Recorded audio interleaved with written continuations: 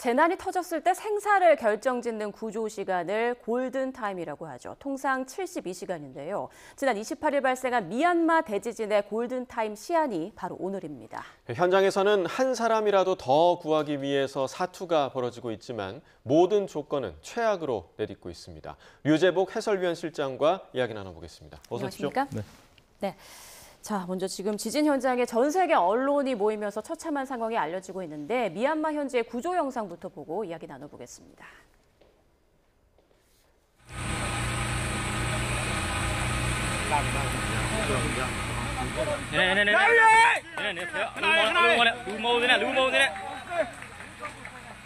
네, 무너진 건물잔의 아래로 미얀마 구조대원들이 생존자를 찾고 있는 모습입니다. 구조대원이 손전등을 다른 사람에게 넘기자 갑자기 화면상이 터져나오고요. 생존자를 발견했습니다. 잠시 뒤 구조대원이 이렇게 부축을 받으며 한 여성이 잔해 밖으로 구조됩니다. 자, 이렇게 한 사람이라도 더 구하기 위해서 이렇게 기다란 망치로 건물 잔해를 부수기도 하고요. 자, 다음 장면 보시면 맨손으로 산더미처럼 무너진 벽돌 잔해를 하나씩 이렇게 치우기도 합니다. 하지만 곧 안타까운 비명이 울려 퍼지는데요. 잔해 아래에 숨져 있던 사람은 바로 어머니였습니다. 어머니의 식어가는 손을 붙잡고 아들은 마지막 작별 인사를 남겼습니다. 네, 지금 화면으로 보니까 그야말로 맨손 구조라는 말이 나올 정도로 상황이 정말 열악하네요. 그렇습니다. 예. 이제 규모가 7.7이라고 하잖아요. 예. 그 규모에 따른 그 에너지의 양을 조사한 게 있거든요. 에너지라는 게 분출돼서 이제 건물이 부서지는 건데요. 예. 보통 규모 5쯤 되면 이제 큰 피해가 나오기 시작할 정도의 규모인데 일이 늘어날 때마다 30배 정도 에너지량이 늘어납니다. 그러니까 규모 5일 때 에너지보다 규모 6일 때 에너지가 30배 정도 나온다는 얘기고요. 7이면 30 곱하기 30이니까 900배가 되네요. 그렇죠. 예. 그렇게 큰 거죠. 1000배가량이 되는 것이고요. 예. 이번에 이제 7.7이면 8에 가깝지 않습니까? 예. 8쯤 되면은 3만 배가 되는 것이죠.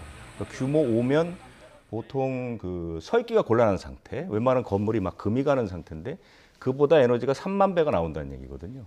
그리고 또 하나는 저 나라가 전 세계에서 가장 가난한 나라 중에 하나고요. 예. 4년 동안 내전을 치렀던 나라입니다. 지진이 났는데도 정부군이 그 반군 지역을 공습했던 그런 나라입니다. 그러니까 대개 전쟁을 오랜 치른 나라의 세 가지 특징, 인프라가 전혀 돼 있지 않고요. 의료시설 하나도 돼 있지 않고요. 장비나 이런 것도 전혀 없죠. 그러다 보니까 저렇게 맨손 구조, 아무도 어떤 장비도 구하지 못해서 저렇게 맨손으로 구조를 하고 있고요. 더 최악인 것은 지진이 났던 지난 28일이 불교 스님들이 그 경전 시험을 보던 때입니다. 네. 빨리 경전이라는 것을 이제 시험을 보기 때문에 많은 그 스님들이 다 건물 안에 들어가 있었고요. 이슬람교는 또 금요 오후 예배가 벌어졌던 시간입니다. 그렇기 때문에 또 많은 사람들이 건물 안에 들어가 있었습니다. 이번 지진을 통해서 저렇게 보시는 것처럼 사원들이 엄청나게 많이 무너져 내렸는데 그 밑에 그 안에 많은 신도들이 있었기 때문에 피해가 커졌고요. 복구 문제는 훨씬 더 심각한 상황이죠. 여러모로 정말 많은 피해가 발생할 수밖에 없었던 그런 악조건이 아니었나라는 생각이 드는데 엎친 데 덮친 격으로 지금 미얀마 현지가 폭염이라고 하더라고요. 현재 40도가 넘는 더위로 뭐 시신이 부패하는 그런 상황도 벌어지고 있다고 하는데 류재복 실장은 2008년에 그 중국 스촨성 대지진을 취재한 경험이 있으시잖아요. 그때 좀 기억을 떠올리시면 비교하면 좀 어떨까요? 매우 비슷합니다. 왜냐하면 그때 규모가 8.0 정도 됐으니까요. 이번과 비슷하거나 조금 컸고요. 대신 이제 진원의 심도라고 해서 지진이 땅 밑에서 어디서 났느냐. 그 스촨 대지진 때는 심도가 14km 정도 됐고 이번엔 10km입니다. 그러니까 아주 얕은 곳에서 지진이 났기 때문에 그만큼 이제 피해가 큰 것이죠. 스촨 대지진 때도 이제 5월 12일에 났는데 그때 그 스촨성 정도의 위도면 상당히 더울 시기였기 때문에 비가 계속 오고 더워서 시신 부패가 아주 심각했고요. 그런 문제들 때문에 상당히 그 현장 취재하기가 어려웠고 지진이 왜 공포스럽냐면 제가 그 스촨 대지진 취재했을 당시에 초등학교 3층 건물이 무너졌는데요. 600명 학생이 한 명도 살아남지 못했습니다. 왜냐하면 지진이라는 게 시차를 두고 무너지질 않고요. 한 번에 폭삭 무너지는 경우가 많거든요. 그러니까 마을 하나가 아예 잿더미로 변한 그런 광경들을 제가 여러 곳에서 봤거든요. 그렇기 때문에 이 지진은 대처하기가 매우 어렵습니다. 흔들린다고 생각하면 이미 늦은 거죠. 그렇기 때문에 피해가 큰 것이고요. 특히 이 미얀마는 역시 굉장히 남쪽 적도 부분에 있기 때문에 저렇게 맨몸으로 구조하는 상황에서 시신들이 부패하기 시작하면 질병도 엄청납니다. 그래서 제일 먼저 국제기구 가운데 제일 먼저 그 구조를 해야 한다, 구호를 해야 한다고 성명을 발표한 곳이 세계보건기구입니다. 예. 그만큼 미얀마의 질병 상황은 곧 이제 아주 심각해질 가능성이 높습니다. 네, 지금 빠른 시간이 굉장히 중요한 그런 타임인데 전 세계 구조 구호 손길이 이제 시작이 됐는데도 미얀마의 특수한 상황 때문에 이마저도 좀 어려운 상황이라고요? 그렇습니다. 그 세계보건기구가 뭐 비상상태로 선포를 했고요. 그런데 지금 어떤 문제가 있냐면은 아까 말씀드린 것처럼 군사 그 쿠데타가 일어나서 4년 동안 이제 내전을 벌이고 있다라는 부분. 이게 이제 어떤 문제가 있냐면 이번에 군사 정부가 아주 신속하게 전 세계의 도움의 손길을 환영하겠다 이렇게 발표를 했거든요. 예. 이게 무슨 뜻이냐면 지금 내전을 벌이고 있는 반군, 그러니까 이른바 이제 민병대 쪽에 선별적 지원할 가능성이 매우 높습니다. 그러니까 군부가 외국으로부터 받던 물자를 반군 지역에 주지 않고 자기네들 정치적 이용을 위해서 사용할 가능성이 높거든요. 그런데 심지어 이 지진이 난 만달레이 지역은 반군이 점유하고 있는 그런 지역이거든요. 예. 그렇기 때문에 피해가 가장 심각한 지역에 지원이 들어가지 않을 가능성이 매우 높은 거죠. 굉장히 심각한 문제가 될 수 있고요. 예. 그다음에 아까 말씀드린 것처럼 이 군부 통치가 4년 이어지면서 뭐 인프라라든가 의사 간호사도 없습니다. 그리고 난민이 300만 명입니다. 난민이라는 건 뭐냐면 일정한 주거지가 없는 거거든요. 이 사람들은 누구의 도움을 받을 수 없기 때문에 바로 위험에 처할 가능성이 매우 높은 것이죠. 이런 그 악조건들, 또 하나는 뭐냐면 지금 모든 그 물자가 양곤이라는 곳을 통해서 들어갑니다. 예. 그러니까 미얀마를 보면 미얀마의 제일 남쪽에 있는 양곤이라는 게 가장 큰 산업 도시고 항구도 있고 공항도 있습니다. 그래서 많은 물자들이 들어오는데 양곤에서 만달레이까지 올라갈 수 있는 도로가 거의 다 파괴됐습니다. 그래서 올라가는데 전체적으로 650km 정도밖에 안 되지만 하루 이틀이 더 걸린다는 얘기거든요. 못 갈 수도 있고요. 이러면서 또 하나의 이제 지원의 문제점 이런 것들도 있기 때문에 복구나 구호는 굉장히 어려운 상황이다 볼 수 있습니다. 네, 구호마저도 어려운 조건. 그러니까 그럼에도 불구하고 지금 국제사회 구호 움직임은 좀 어떻게 진행되고 있나요? 아까 말씀드렸죠. 세계보건기구가 이제 제일 먼저 그 3급 비상사태를 이제 발령을 했고요. 예. 그래서 한 120억 원 규모의 긴급 의료 물자를 좀 모으고 있는 중이고요. 국제적십자연맹이 한 1억 1천만 달러치 정도를 지금 모금을 해서 한 2년 정도 10만 명에게 지원을 하겠다 뭐 이렇게 예. 발표를 하고 있는데 미얀마의 군부 정권은 중국과 러시아가 뒷배입니다.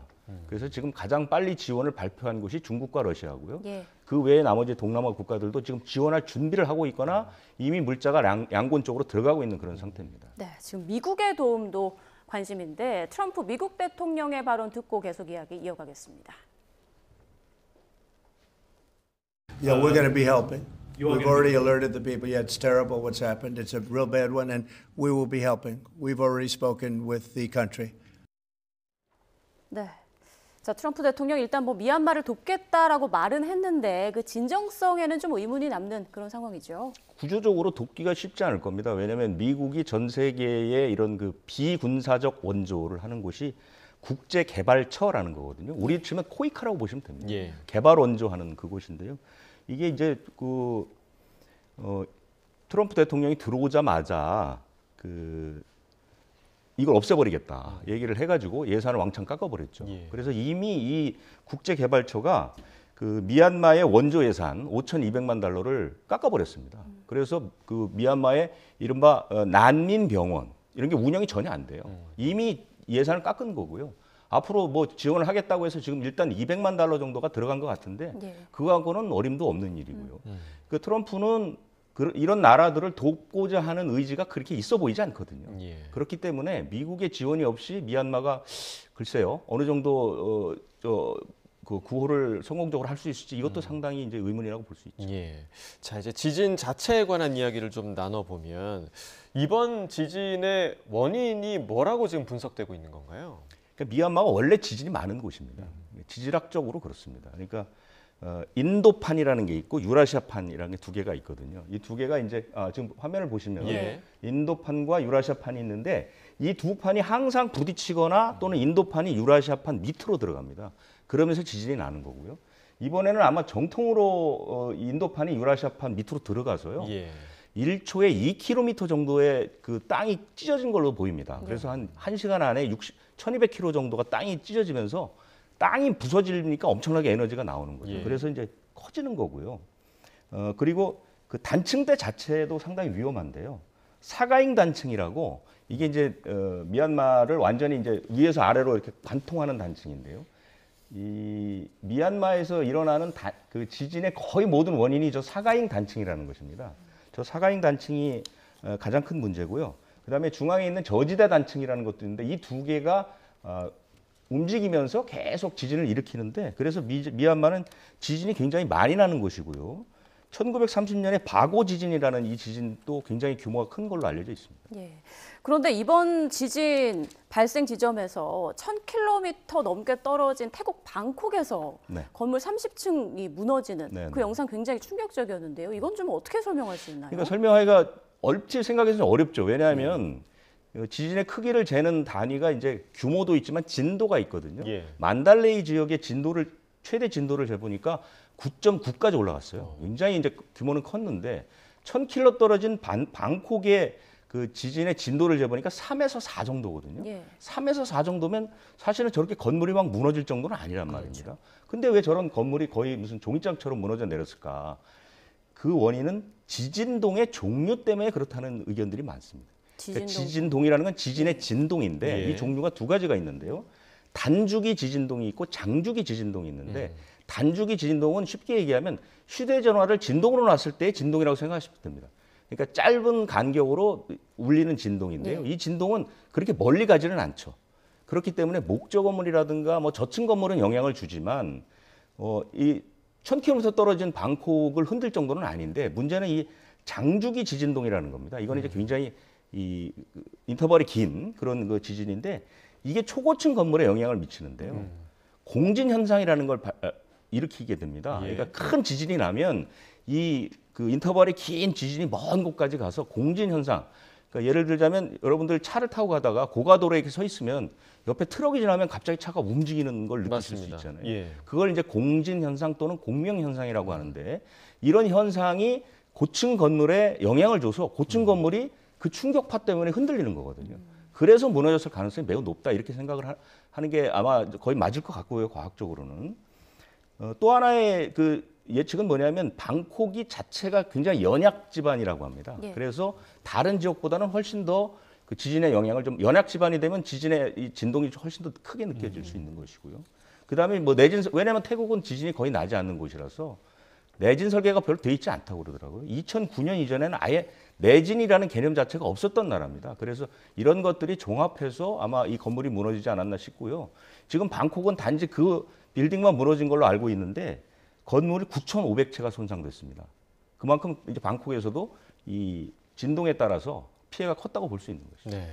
자, 이제 미얀마, 그러니까 방콕에까지 지금 영향을 줬던 미얀마 지진 피해 앞으로도 좀 눈덩이처럼 불어날 것으로 지금 예상이 되고 있는데 이렇게 피해가 커지고 또 복구를 더디게 하는 원인, 아까 설명해 주신 그 원인 말고도 또 있을까요? 어떻게 될까요? 가장 심각한 것은 역시 내전 문제가 제일 심각합니다. 예. 내전을 2021년에 그 우리 잘 아는 아웅산 수치 당시 그때 이제 국가 고문이 감금되면서 이제 군부 쿠데타가 일어났는데 바로 5월에 반군 연합이라고 해서 시민군들이 구성됐어요. 그런데 문제는 뭐냐면 이 시민군들이 132개 종족으로 이루어져 있습니다. 종족이 엄청나게 많죠. 예. 제일 많은 건 역시 버마족인데 이런 종족들이 또 자기들끼리 또 싸움을 하고 있거든요. 그래서 이 반군은 지진이 나자마자 2주 휴전하겠다고 얘기했지만 정부군은 공격을 하고 있는 상태고 실제로 정부군이 장악하고 있는 미얀마 내 지역은 25%에 불과합니다. 그러니까 이런 큰 자연재해가 났을 때는 강력한 중앙의 리더십이 필요한데 이것 자체가 완전히 붕괴되어 있는 상태고요. 반군 내에서도 종족별로 또 이해관계가 다 다릅니다. 그러니까 이런 것들이 통일되지 않은 나라이기 때문에 어떤 구호가 들어갔을 때 이게 효율적으로 이루어질 것이냐. 이 부분이 가장 큰 문제라고 볼 수 있는 것이죠. 네, 지금 집계된 인명피해도 엄청난데 앞으로는 더 늘어날 것으로 보이죠. 참 안타깝습니다. 지금까지 미얀마 광진과 관련해서 류재복 해설위원 실장과 함께 이야기 나눠봤습니다. 고맙습니다.